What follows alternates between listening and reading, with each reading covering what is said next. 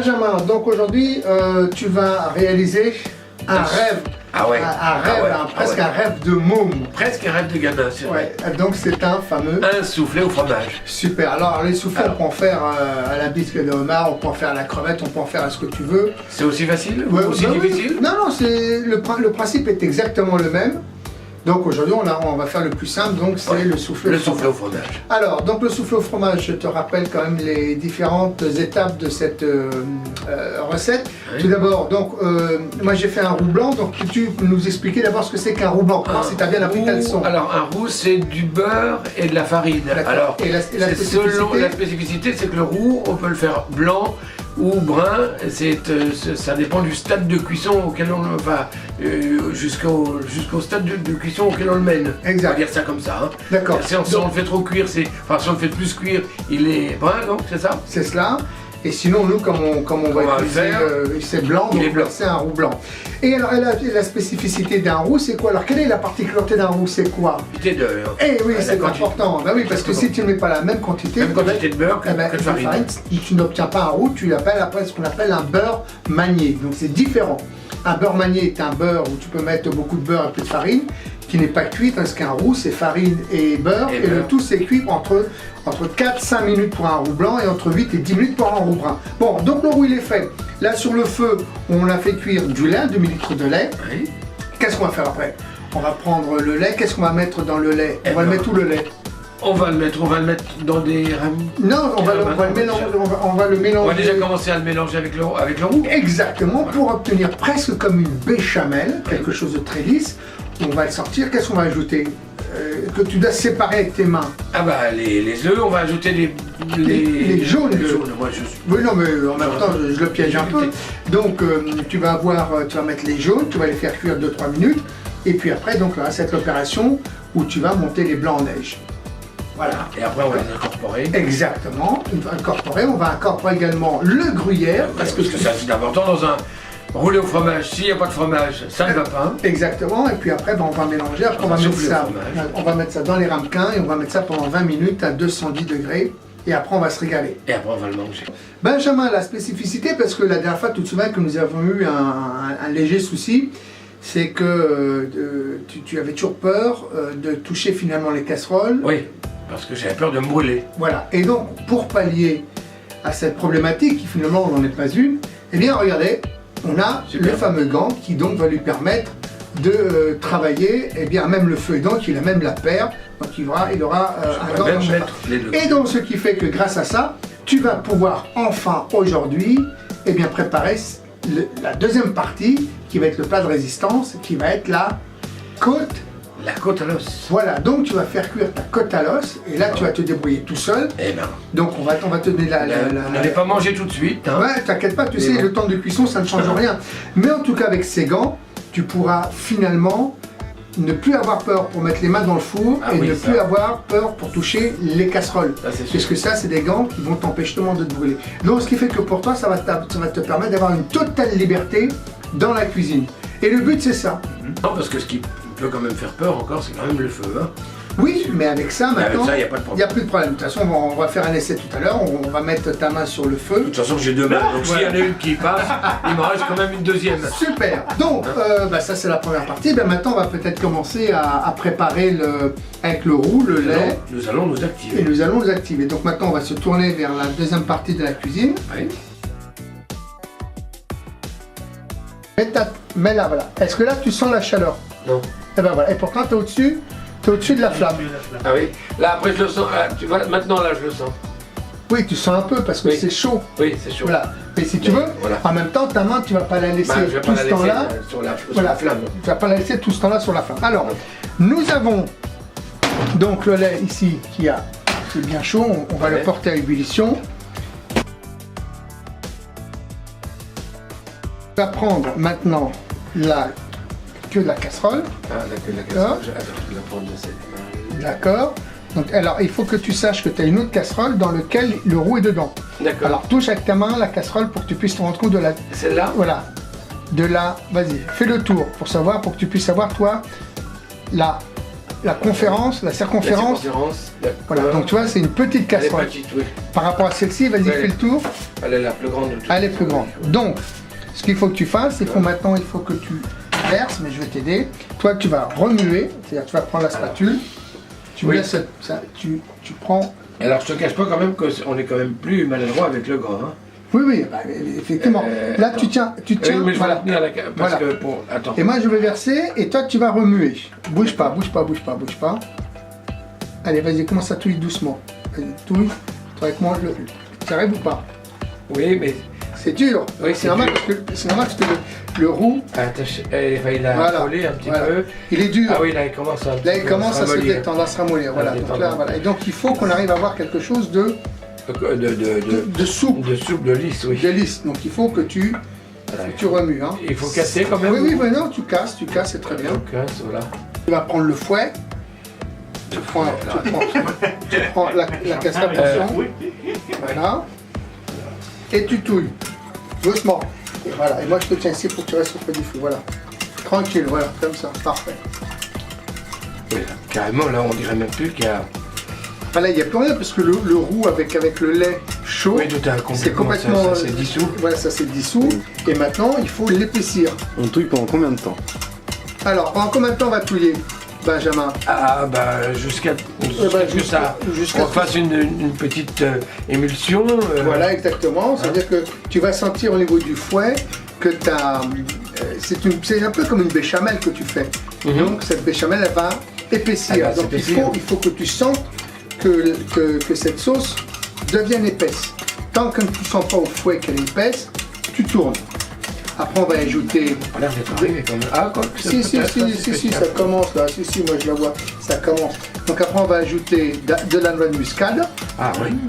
On va y ajouter le gruyère. Et après, on va attaquer les blancs. On va séparer les jaunes des blancs et on va mettre les jaunes dans cette préparation. D'accord, on va séparer les jaunes des blancs. Là, on en est à casser les œufs pour séparer les blancs des jaunes. D'accord, et préalablement, donc tu as tenu pendant à peu près 2 minutes, tu as la béchamel. La béchamel, ça y est. Que l'on va enrichir. Donc maintenant, tu vas séparer le blanc des jaunes. Il faut savoir aussi une chose qui est importante en cuisine. Quand on a monté des blancs, quelle que soit la recette, mousse au chocolat, meringue, etc., à partir du moment où il y a des blancs, il ne faut jamais mélanger l'appareil dans l'ingrédient, l'ustensile qui a servi à monter les blancs. Jamais. Ah oui? Les blancs, on les monte et après, pour faire le mélange, on met ça dans un autre récipient. D'accord. Sinon, il y a un effet chimique qui fait que les blancs d'œufs se cassent la gueule. Ah oui. C'est chimique. C'est pour ça qu'on monte les blancs et une fois qu'on veut les mélanger, tu as ici un autre bol où tu vas mettre ton appareil et c'est là-dedans que tu vas faire ton mélange avec les blancs. D'accord. D'accord? Et là, donc on y va. Donc je donne un œuf. Alors là, ici, on est d'accord, on met les blancs. Et là, tu mets les jaunes. Et là, on met le jaune. Voilà, donc tu commences par le blanc. Alors bah oui, parce que c'est le blanc qui va... Et tu en as 10 à faire comme ça. D'accord.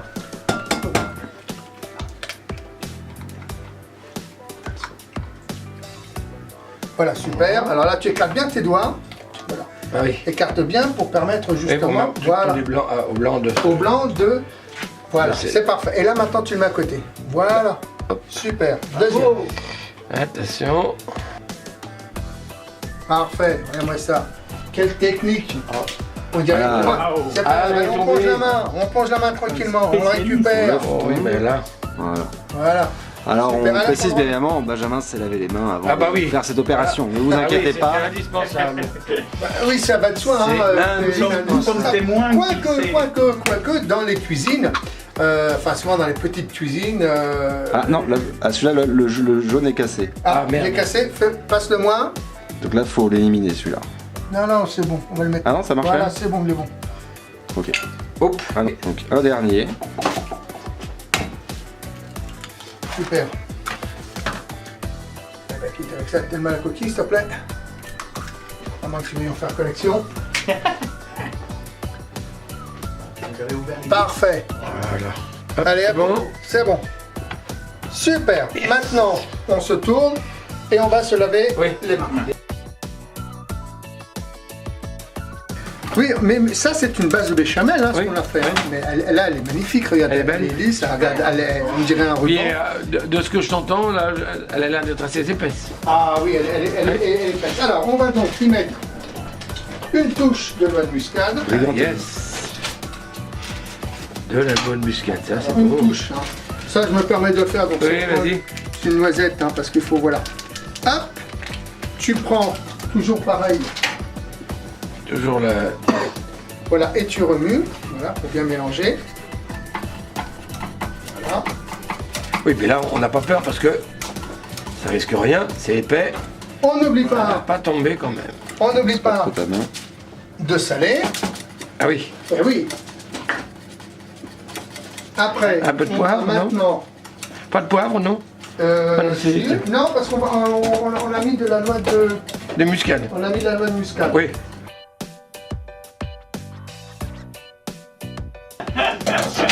Maintenant, on va y ajouter. Du gruyère. Parce que ça, c'est à ne pas oublier. On va y ajouter d'abord. On va y ajouter un peu de gruyère. Tu l'as. Pareil, il faut. Alors là, tu fais attention, tu remues délicatement. Ah oui, parce que sinon ça va voler. Ah oui, c'est pour ça que j'aurais dû finalement Parce que je peux faire te mettre. Voilà, tranquille, voilà, comme ça, tranquille, voilà. Voilà. Super. Est-ce que tout cela t'a semblé un peu ou pas un peu compliqué finalement? Compliqué, pas vraiment. Il faut faire preuve d'un petit peu d'adresse, il faut faire attention avec les blancs et les jaunes, parce qu'il faut faire attention que l'œuf ne se casse pas, c'est-à-dire que le jaune ne se casse pas, parce que ça c'est plus embêtant. Si par exemple il y avait un jaune qui traînait, ça serait... Dans les blancs? Ouais. Ah bah oui, parce que le jaune va t'empêcher. Ah oui, ça va empêcher que ça monte en neige. neige. Oui, va empêcher les blancs de monter en neige. Alors ça c'est fait. D'accord. Tu remues pendant à peu près 2 minutes.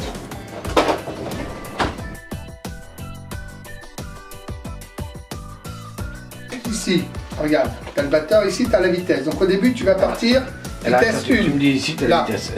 Non, ici, là. Ah oui, c'est vers toi. D'accord. Voilà, d'accord. Tranquille. Donc, tu fais première vitesse 1. D'accord. Juste pour casser le blanc. Voilà. Tranquille, là t'attends. Et après, quand je te dirai, tu monteras la vitesse. D'accord. D'accord. Allez, tu le mets dedans d'abord. Oui, c'est surtout mieux. Tu laisses bien toujours les trucs bien au fond. Voilà. Eh ben oui. Allez, vas-y. Voilà, tranquille. Voilà, tranquille.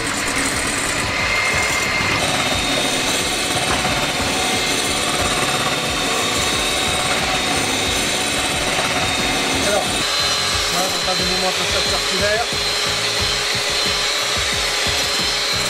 Ça, c'est le rythme. C'est les moments qu'il faut que tu gardes aussi en mémoire. D'accord. Tu vois? Voilà. Et là, si par exemple, si le but c'était de faire une mousse au chocolat, Oui. on aurait à ce moment-là incorporé le sucre. D'accord. Mais là maintenant, nous, on a terminé avec ça. Oui. Donc maintenant, ça, je vais t'enlever. Tes blancs sont montés, ils sont magnifiques. Maintenant, on va mélanger notre... Alors, je vais te chercher, ne bouge pas. À la radio, on magnifie le blanc, hein. En général, on n'aime pas le blanc. En règle générale, oui, en radio, on n'aime pas. Là, nous avons notre appareil à fromage, avec du fromage dedans.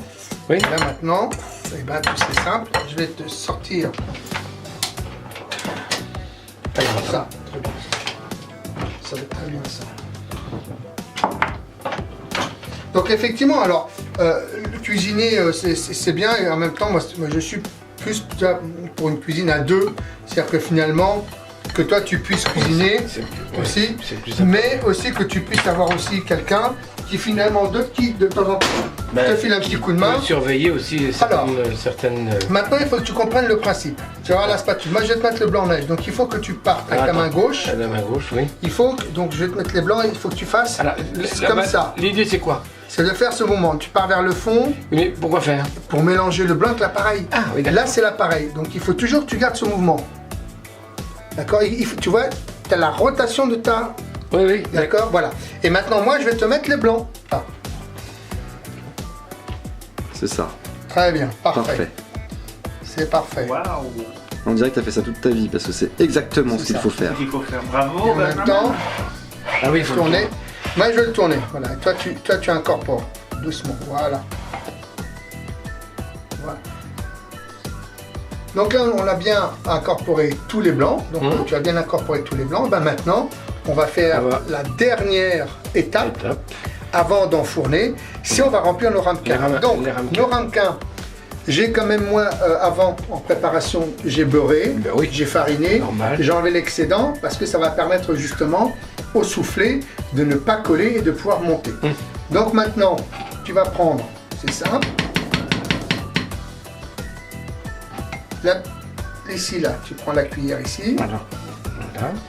et vas-y, tu plonges délicatement dedans, vas-y, et tu mets dans le ramequin qui est là. Où il est? Il est là, le ramequin. Là. Oui. Voilà, tu le prends et tu remplis. D'accord. Vas-y.